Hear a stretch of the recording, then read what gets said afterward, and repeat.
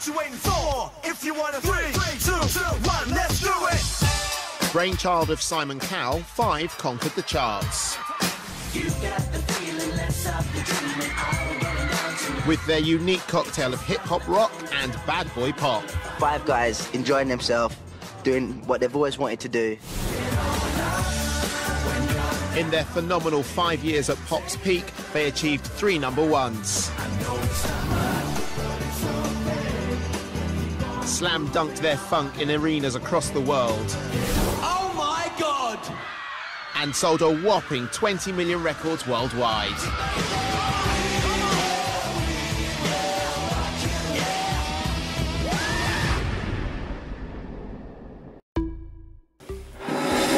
Ja, 90-talet var ju decenniet som pojkband hade stora framgångar världen över. Vi hade Take That, vi hade Boyzone, vi hade Westlife, vi hade Backstreet Boys, A1, NSYNC. Ja, listan bara fortsätter. Jag minns att det fanns många populära pojkband när jag växte upp.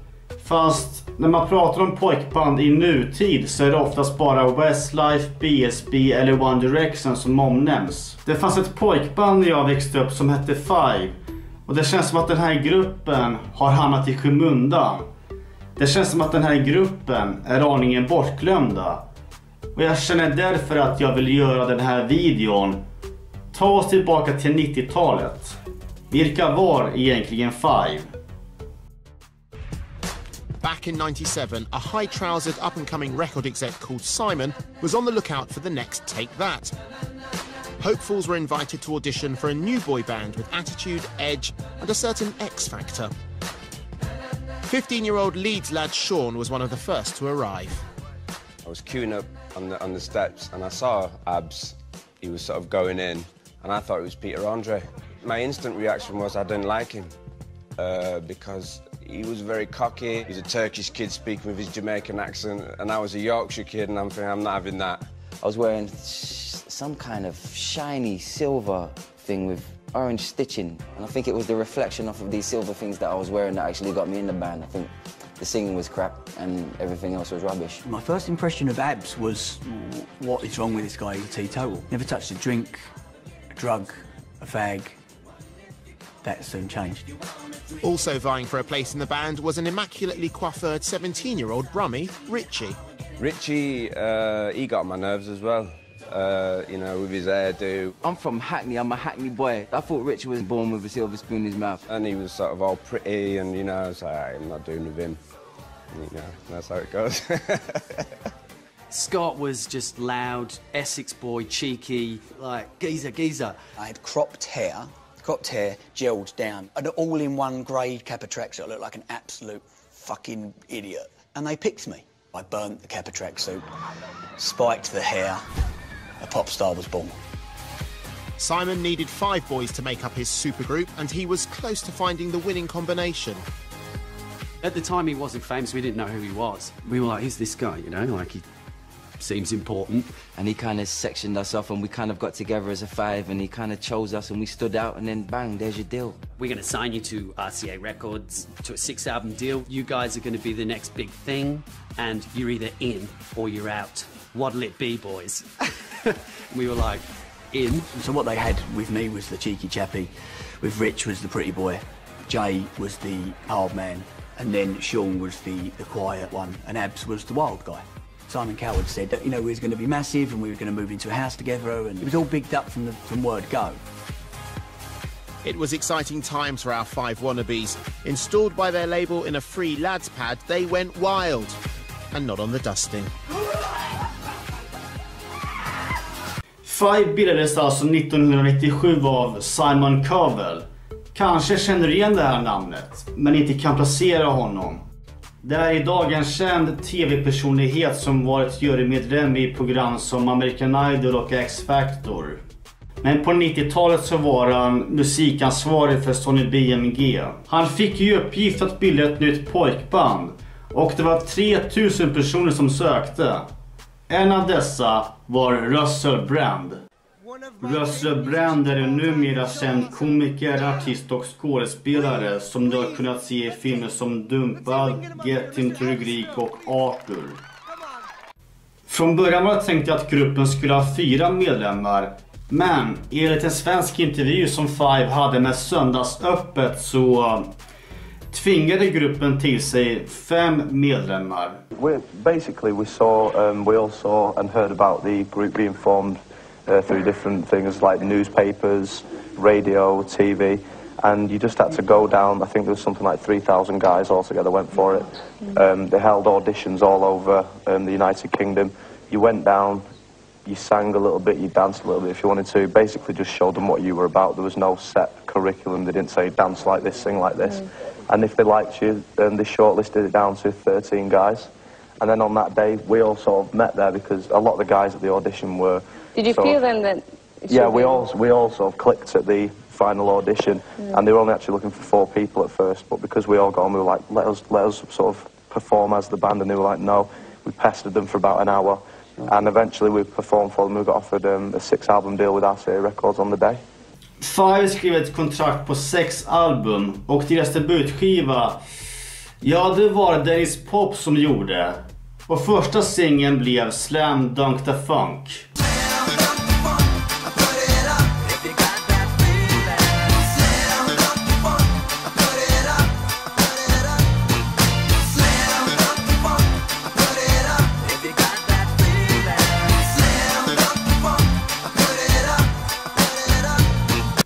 Låten blev också deras genombrott och följdes upp av hitlåtar som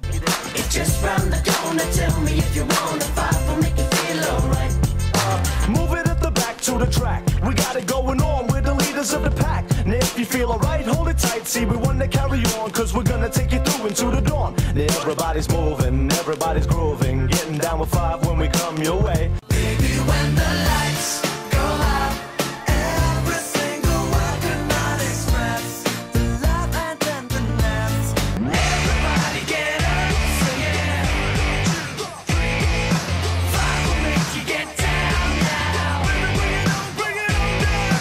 Baby, now until time is through, I'll be here. Dennis Pop hade gjort skivor åt Dr. Alban, Britney Spears, Ace of Base, BSB och var vid den här tidpunkten världens största producent.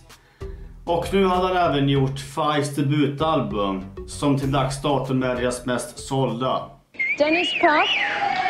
Let's talk about a little bit of Dennis Pop. He was your producer, and what was it that made him such a great producer?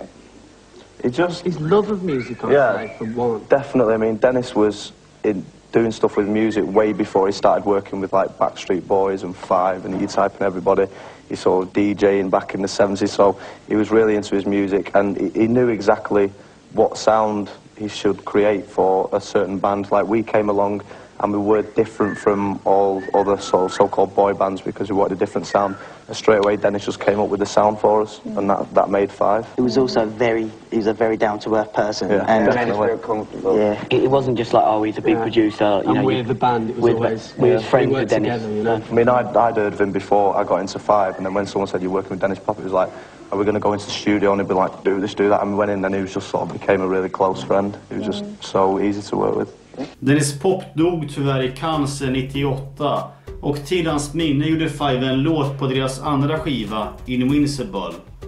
Låten heter Two Sides to Every Story. That was really down to one management team who put us together and made us who we are today. Unfortunately and very sadly for us, one of our managers passed away last year. We know he's very proud of us, and we know he's looking down on us. And as we learned the hard way, there's always two sides to every story.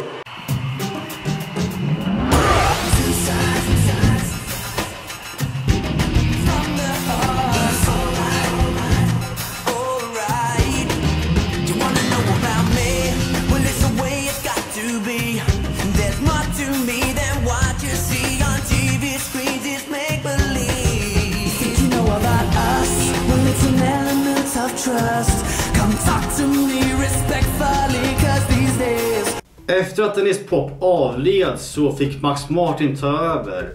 Och han gjorde Fives andra skiva, Invincible.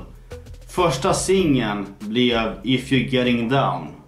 you're getting down, baby, I want it now, baby. Come and get it on, baby, I want it now, baby. If you're getting down, baby, I want it now, baby. Move it all around, baby. Låten sålde snabbt guld och följdes upp av deras första listetta, Keep on Moving. When the rainy days are dying, gotta keep on trying. All the bees and birds are flying.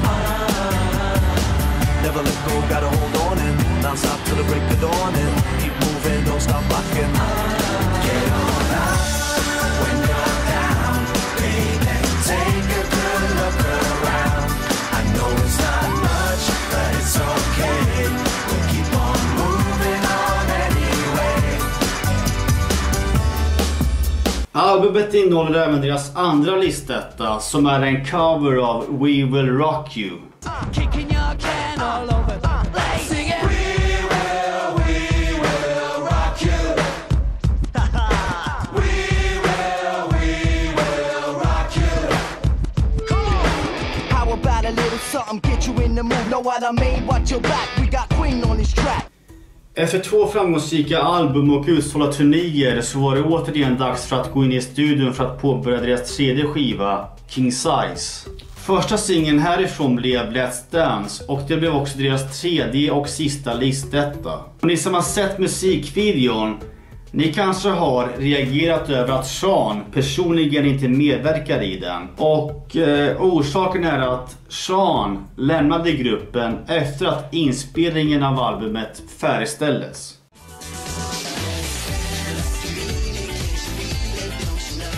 Sean was so annihilated that he suffered a breakdown, and in 2001 he quit the band. I needed some sort of father figure. I needed somebody to just put an arm around me and just sort of say, it's going to be all right, we're looking after you, but it wasn't quite like that. When Sean left the band, he was in such a bad way. It was horrific what was going on with him. He phoned me up and said, could he come and stay and live with me and my family? And Sean came to my sister's house and we quite literally nursed him for 3 weeks, 24 hours a day. Sean quite literally was in hell. Det började gå rykten om att hela gruppen skulle splittras. Men de kvarvarande medlemmarna gick ut och sa att de skulle fortsätta som en kvartett. Och de släppte i samma veva en ny singel, Rock the Party.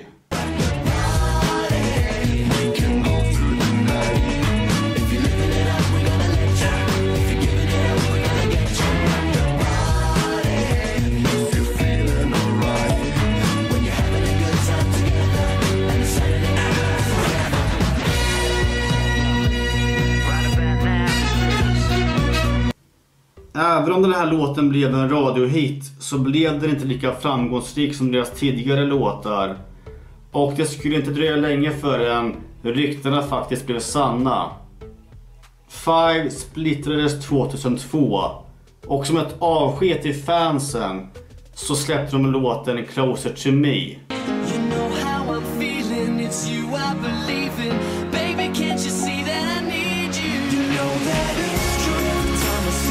I miss you, baby. I will let you know you're driving me crazy.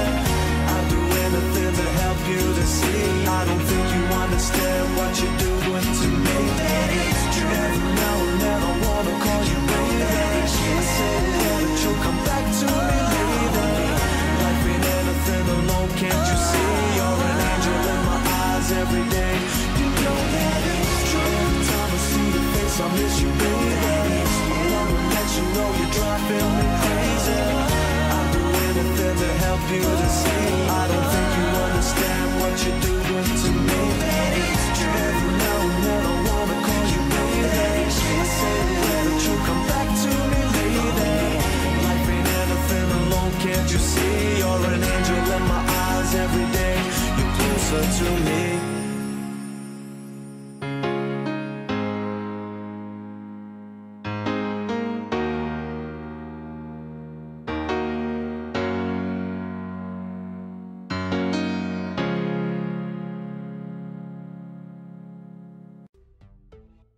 När Five splittrades så försökte några av medlemmarna ge sig på en solokarriär. Den enda som fick en skaplig framgång, det var Abs.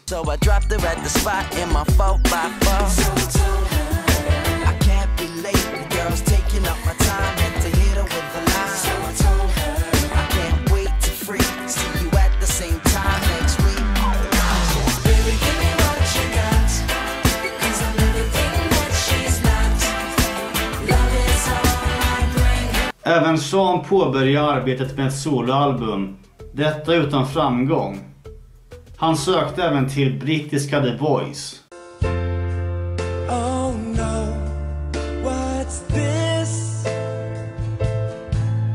A spider web and I'm caught in the middle. So I turn to ride. The Voice är ett talangprogram som fungerar ungefär som Idol. Skillnaden är att juryn sitter med ryggen mot dig. Detta för att de endast vill bedöma din röst. Sean trodde att om han skulle söka till Idol, då skulle han gå vidare för sitt kändisskap. Men om han däremot sökte till The Voice, då skulle han gå vidare för sin talang. I think the fact that it's a blind audition really works in my favour. At the end of the day, Sean from Five doesn't come into it. If one of the coaches turns round, it's because of my voice. Oh no, I never meant to do you harm. Thank you. Oh no. Oh no.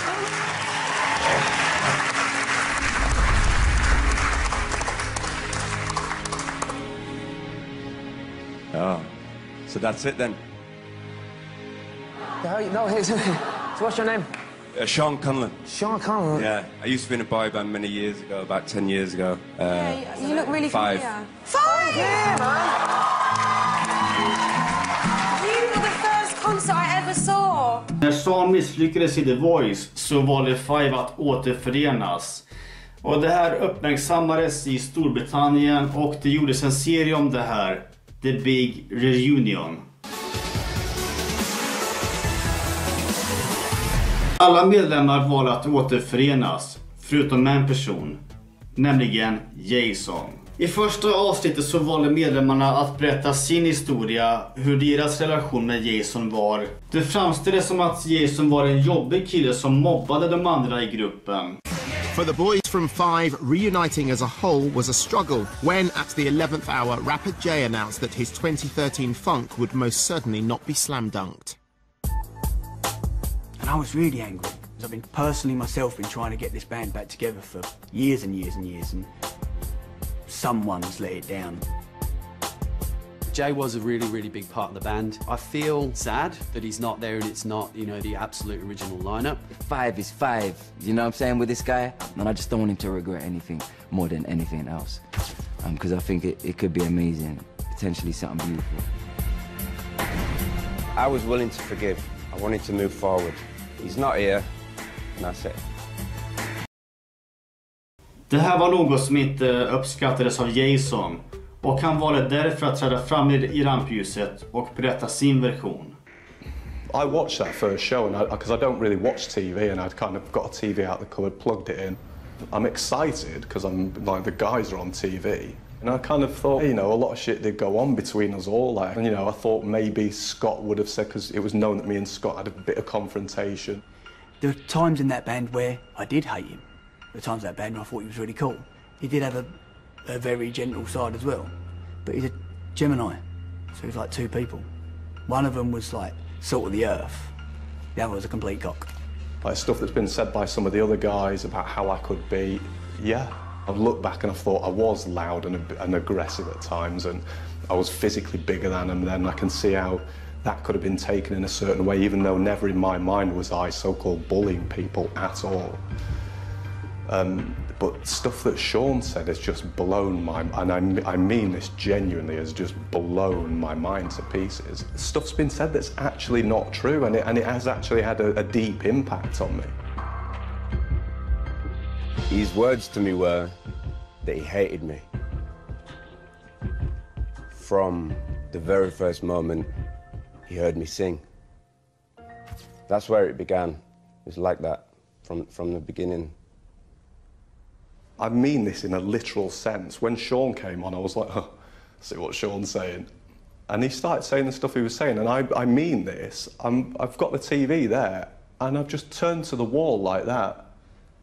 And when someone says I've sat open mouth, I'm just sat staring at the wall, like listening to what he's saying, but almost like with the trombone effect going on out of a Hitchcock film or something, because like because I actually can't believe what I'm hearing from who I'm hearing it from. And then it's just going on and on. Yeah, and I still don't understand it. Jason erkänner att han hade dispyt med Scott. Och visst, de hade väl sina stunder också, men ibland så var det riktigt illa. Men det övriga som sades, det håller Jason inte med om. Han blev framförallt ledsen och förvånad över vad Sean hade att säga, för att de här två stod varandra nära. Och han kunde inte alls förstå hur en så nära vän kunde prata så illa om honom.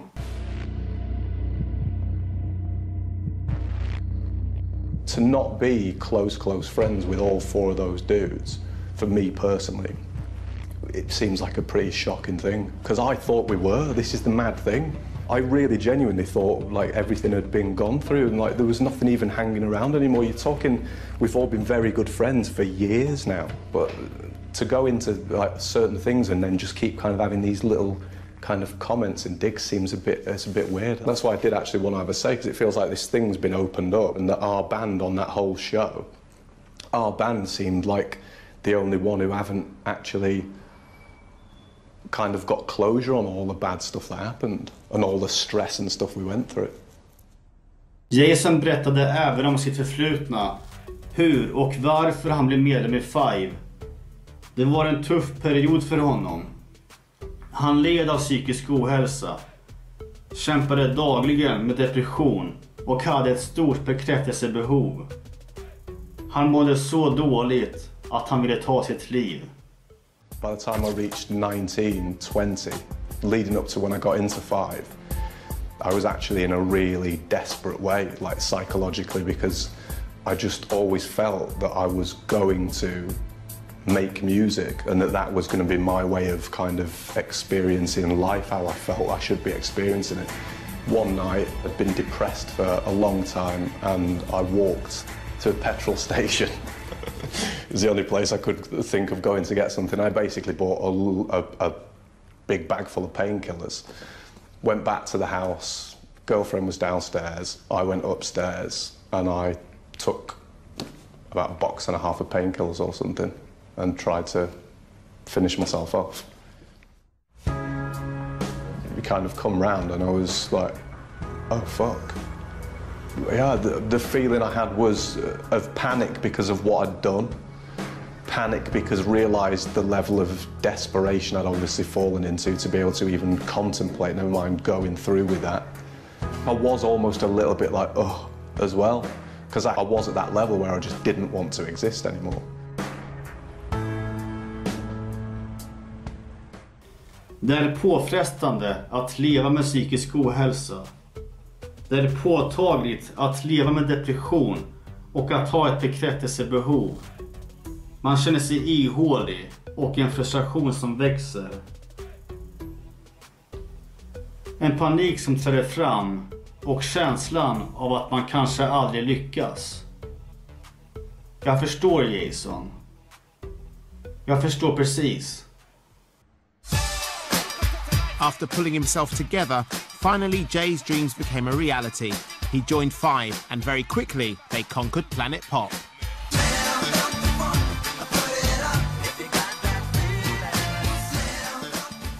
One comment was mentioning about like I spoke to you recently or something, and then and Sean did pipe up like, if Jay even came back, like he'd walk. You know what I mean? And it kind of threw me because I'd be thinking like, why is it that bad? Like that you can't talk to the dude.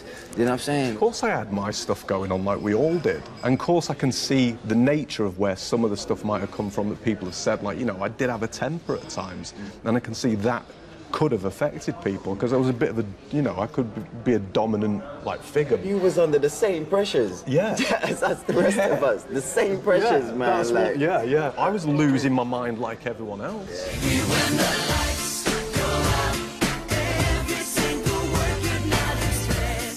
I think about 8 months into the band, chronic insomnia kicked in. That basically devastated my life.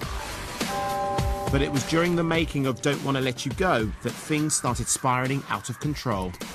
We go in to film the video and I just have a full-on breakdown. So a doctor comes, I have to get kind of sleeping medication, I get taken to a hotel to knock me out to sleep, and then they have to rewrite the kind of video.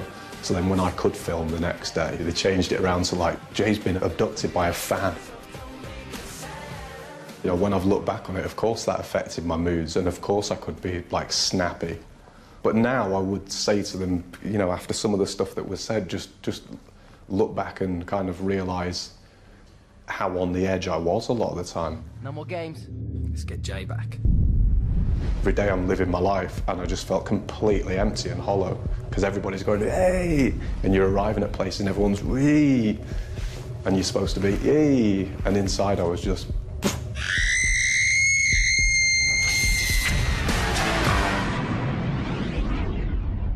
När Five skulle återförenas 2012 så blev Jason tillfrågad om han ville vara med. Han tackade nej. Orsaken är att han skulle vara oärlig både mot sig själv och även mot andra. Han vill inte längre vara en offentlig person. Men han låter hälsa att han är tacksam för de som bryr sig. Och han önskar de andra i gruppen lycka till. Men hur skulle Five tas emot av publiken? De slog igenom som en grupp av 5 personer och nu var de bara en kvartett som inte hade uppträtt på över 10 år. Och helt plötsligt står de på en fullsatt arena med en publik på 15 000.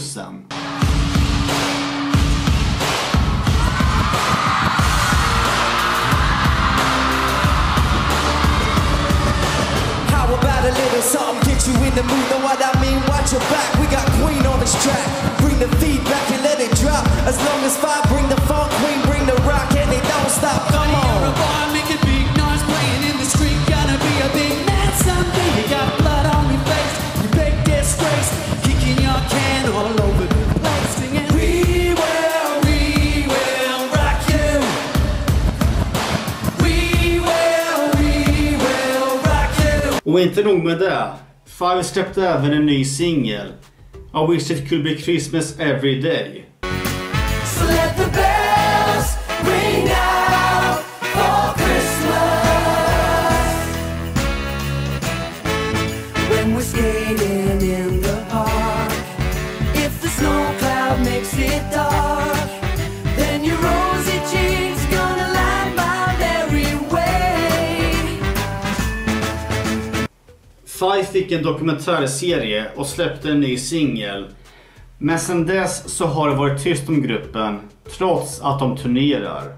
De har inte släppt några fler låtar eller skivor, utan de lever bara på gamla meriter. Som jag sa tidigare i videon så det känns som att Five är en grupp som har hamnat i skymundan. Det känns som att de är bortglömda. Och därför så gör jag den här videon i hopp om att försöka värva fler lyssnare. Jag kommer länka Fives officiella YouTube-kanal men också deras musikalbum här nere i beskrivningen. Så klicka på de länkarna så blir jag jättenöjd. Ja, det var väl allt för den här gången. Jag tycker att ni får ha det så jävla bra, så hörs vi när vi hörs. Hej då!